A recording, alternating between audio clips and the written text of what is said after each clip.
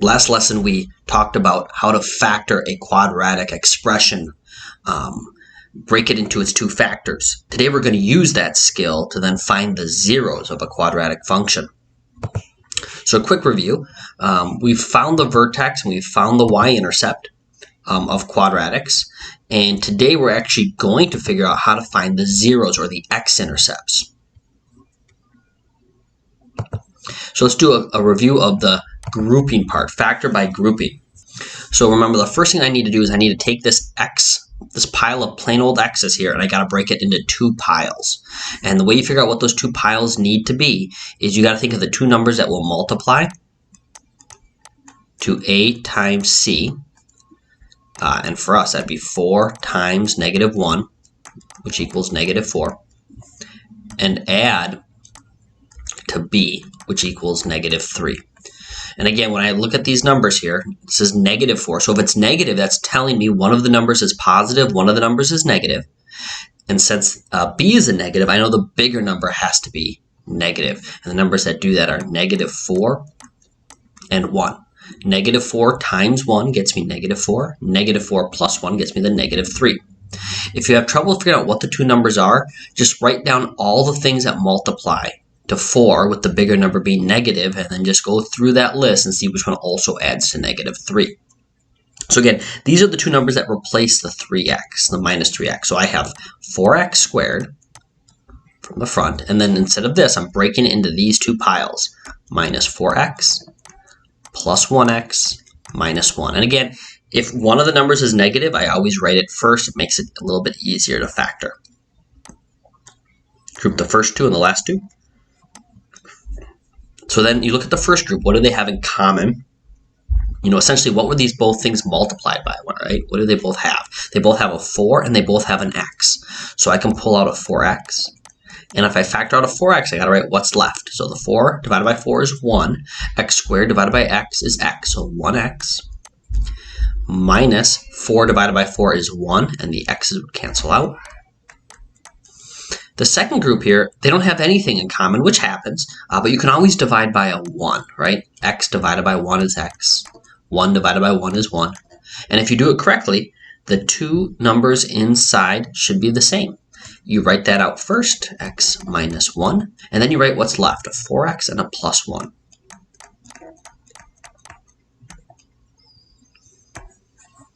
All right, we're going to skip that review problem because we're going to do plenty more factoring today. All right, so finding the zeros, finding the x-intercepts or the roots. So again, these three terms all mean the same thing. So on a standardized test, they could say find the zeros. They could say find the x-intercepts, or they could say find the roots. Well, it happens when the y value is 0, when the function equals 0. So really what I want to figure out is this. What does x have to be? Now, normally if you're trying to figure out what x is, you just solve for x. You get x by itself. But the problem is we have x squareds and x's. So if you have to figure out what x is and you have x squareds and x's, that's what factoring is for. All right. So to do that, I'm going to think of two numbers that multiply to a times c. And for us, that's going to be 1 times -6, which equals -6. And add to b, which equals -1. So two numbers multiply to -6. It's negative, so I know one's positive, one's negative. And they're adding to a negative, so I know the bigger number is the -1. And, you know, it could be -6 times 1. It could be -3 times 2 are kind of my two options where the bigger number is negative. But which ones also add to -1?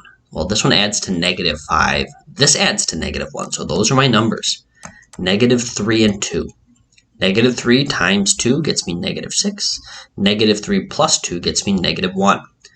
So we have 0 equals x squared minus 3x's plus 2x's minus 6. Once we get the four terms, we group the first two and the last two. So in this first group, I need to pull out, you know, what they have in common, which is an x, which leaves me with x minus 3. What do these two terms have in common? They have a 2, so I can pull a 2 out, which leaves me with x minus 3. If I did it right, the thing in the parentheses should be the same, so I pull that out. It's an x minus 3, and then what's left is an x and a plus 2. Now, if you noticed up here, what we started with, an x squared and an x, and now we just have x's, right? So that's what factoring did. And more importantly, what's happening here is I'm multiplying this times this, and I'm getting 0. Well, how do you get 0 when you multiply? One of these has to be 0. And it doesn't matter which one. This could be 0, and the whole thing would be 0. Or this could be 0, and the whole thing would be 0, right? So there's really two correct answers to this statement. Either x minus 3 equals 0, or x plus 2 equals 0. So here I can add 3. I get x equals 3, which is right there, right? 1, 2, 3. Or here I could minus 2. I get x equals negative 2, which is right there, negative 2.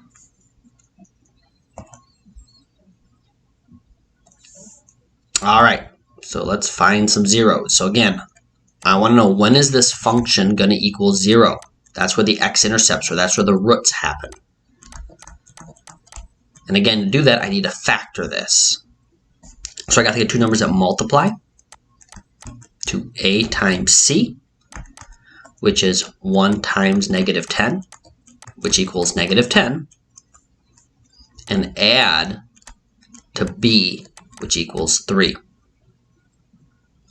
So I'm multiplying two numbers, and I'm getting a negative, which means one's positive, one's negative, and they're coming up with a positive when I add them together. So I know the bigger one has to be positive. So I can just write out all the things that multiply to 10 with the bigger things being negative. Being positive. So 10 times negative 1, or negative 5 times 2. Both of these multiply to negative 10, but, oops, negative 2, positive 5, negative 2. The bigger number is supposed to be positive because it adds to a positive. So 5 times negative 2 gets me negative 10. 5 plus negative 2 gets me 3. So these are my two numbers. And again, when I write them in the groups, I'm going to put my negative one first. Minus 2x plus 5x minus 10. Group together the first two and the last two. 0 equals. And here, what do they have in common? What can I pull out? I can pull out an x, which leaves me with x minus 2. What do these things have in common? I have a 5, so x minus 2. So I'm going to pull out the x minus 2, and what's left is an x plus 5. These two things are multiplying, and I'm getting 0. So I have x minus 2 equals 0, and I have x plus 5 equals 0. So I'm going to add 2. X equals 2. Here I'm going to minus 5. X equals negative 5. Let's do one more of these. Hit pause, see if you can find the 0. Set it equal to 0 and factor, and then set the factors equal to 0. Then hit play and check your work. So we have 0 equals 2x squared plus 13x minus 7. I got to figure out what is x. What would make this thing 0? And to do that, I have to factor it. So the way you factor it, you got to come up with, you got to break the 13x into two piles of x's. And the way you figure out what those two piles need to be, it needs to be the two numbers that multiply to a times c, which is 2 times negative 7, which equals negative 14. And it has to add to b, which equals 13. So two numbers, when I multiply, I get negative 14. And since it's negative, I know one has to be positive, one has to be negative. And when I add them, I'm getting positive 13, so the bigger number has to be 13. So the numbers that I can think of that do that, I could do negative 1 times 14, or negative 2 times 7. So negative 1 times 14 gets me negative 14. Negative 1 plus 14 gets me 13, right? So these are the numbers that do it. When I add these two together, I get 5, which is not 13, right? So that's why I know these are the correct ones. So now I'm going to rewrite this. So 2x squared But instead of writing 13x, I break it into these two, minus 1x plus 14x minus 7. And something to keep in mind, if I were to combine my like terms here, if I were going to push these two x's together, negative x and 14x, I would get 13x's, right? So I didn't change the value at all. I just broke this into two piles. All right, group the first two and the last two. So here I can pull out an x, which leaves me with 2x minus 1. Here I can pull out a 7, which leaves me with 2x minus 1. So I pull out that 2x minus 1, what they have in common, and then what's left is an x and a plus 7. Last step is you set each factor equal to 0. So 2x minus 1 equals 0, x plus 7 equals 0, plus 1, 2x equals 1, divide by 2, x equals 1/2. Here, minus 7, x equals negative 7. Negative 7 and 1/2. And we will get fractions quite a bit. So if you're trying to divide and it doesn't divide, just write it as a fraction.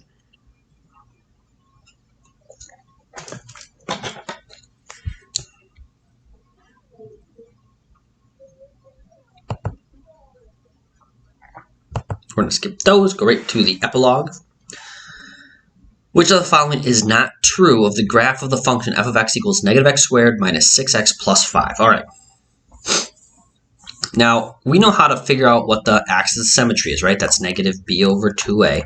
And then that's our x value, and then we can plug it in and find our y value of our function, right? So we could calculate these things, but you can actually figure this out without doing any calculation. Go ahead and hit pause and see if you can figure out, just by looking at these, which one has to be the one that's wrong. All right, so the first one that's easiest, y-intercept is 5, which is true, right? So I know this is not the correct answer because I got to find one that's false. It says the vertex is at negative 3, 14, which it may or may not be at. I don't know. I haven't calculated it. But then it says the axis of symmetry is x equals 14. Well, the axis of symmetry is always the x value, which means one of these two things has to be false.